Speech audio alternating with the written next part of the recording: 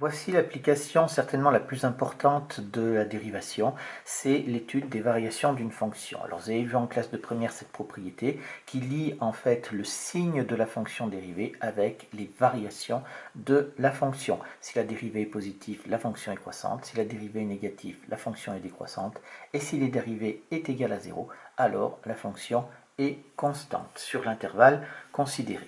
Alors cette propriété, elle induit une méthode, la méthode de base fondamentale que vous allez faire systématiquement, automatiquement, sans état d'âme, quand on va vous demander d'étudier les variations d'une fonction. Donc pour étudier les variations d'une fonction, il faut connaître le signe de la fonction dérivée, donc on étudie le signe de la fonction dérivée. Or pour ça, qu'est-ce qu'on fait? On commence par calculer f' de x, bien évidemment, autrement on ne pourra pas le faire. Ensuite, on veut faire une étude de signes. Donc si on veut faire une étude de signes, il faut avoir une forme factorisée ou une forme réduite au même dénominateur. Ça, vous l'avez vu en classe de seconde. Donc, soit on vous donnera la forme factorisée qu'il faudra vérifier dans l'énoncé, soit vous aurez à faire votre factorisation ou votre réduction au même dénominateur, mais ce n'est pas systématique dans les exercices que vous pourrez rencontrer. Des fois, vous tomberez directement sur la forme exploitable.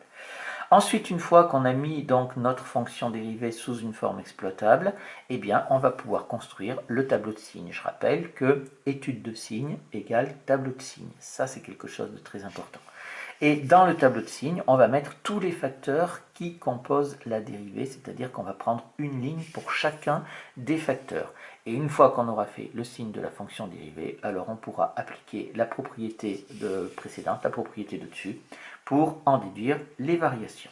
Alors, regardons ici sur un exemple. Donc, je prends une fonction f qui est définie sur r privé de 1 tiers par 2x plus 5 sur 3x moins 1. Privé de 1 tiers, ça veut donc dire que 1 tiers est une valeur interdite, et ça nous fait cet intervalle-là. Alors, c'est vrai qu'on vous le donnera souvent sous cette forme-là. On pourra utiliser un slash aussi ou un anti-slash. Voilà, mais on travaille sur un intervalle, ce qui vous indique comment vous allez faire votre tableau, tous les tableaux que vous allez pouvoir faire. Et on veut donc étudier les variations de cette fonction f. Au passage, vous voyez, je l'ai marqué ici, on reconnaît ici la forme u sur v, puisque j'ai des x au numérateur, des x au dénominateur. Donc, je vais pouvoir calculer la dérivée de cette fonction. Bon, je reprends, je l'ai faite par avance. Hein. Donc, on dit pour étudier les variations de la fonction f, on étudie le signe de f' de x, c'est-à-dire qu'on écrit la méthode pour ne pas perdre de vue l'objectif de ce que l'on fait. Et on rédige la formule pour obtenir f' de x qui est égal à moins 17 sur 3x moins 1 au carré.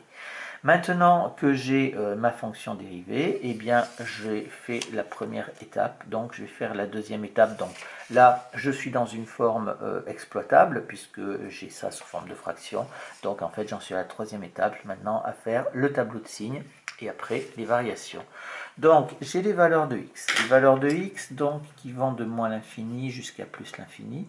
Attention, il faut penser que 1 tiers est une valeur interdite. Si c'est une valeur interdite, vous avez vu en classe de seconde que on met ici dans notre tableau une double barre, donc on ne va pas se casser la tête et on va mettre la double barre sur la totalité du tableau.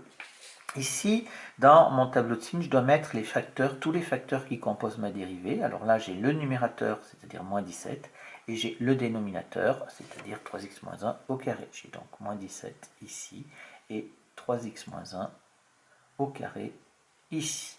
Et maintenant, je vais donc faire mon tableau de signes pour trouver le signe de f' de x.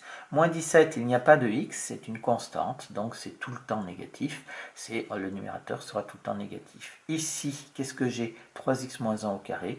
Un carré, on sait que c'est toujours positif, on le sait depuis fort longtemps, donc on n'a pas besoin de le justifier. Si vous voulez, vous pouvez mettre ici un carré toujours positif. Ça fait toujours une justification supplémentaire, et donc est toujours bonne à prendre, mais voilà, c'est considéré comme évident. Et donc maintenant, on va faire le signe de f' de x, où on va utiliser la règle des signes de la multiplication et de la division. C'est pour ça qu'il faut avoir une forme factorisée ou réduite au même dénominateur, parce qu'un tableau de signes ne peut se faire qu'avec la multiplication ou avec la division.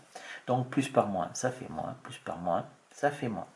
Et maintenant, qu'est-ce qu'on va faire? Eh bien, on va en déduire les variations de la fonction f. La dérivée est négative, j'ai donc une flèche. Je suis obligé de faire deux flèches séparées parce qu'elle est décroissante, la fonction, elle est décroissante partout. Mais comme j'ai une valeur interdite au milieu, là j'ai un trou, Et donc, je ne peux pas faire une seule flèche en continu. Si je n'avais pas de trou, par contre, alors je ferai une seule flèche en continu. Voilà donc les variations de cette fonction en appliquant la méthode. Alors bien entendu, chaque fonction est différente, mais la méthode, elle, reste la même.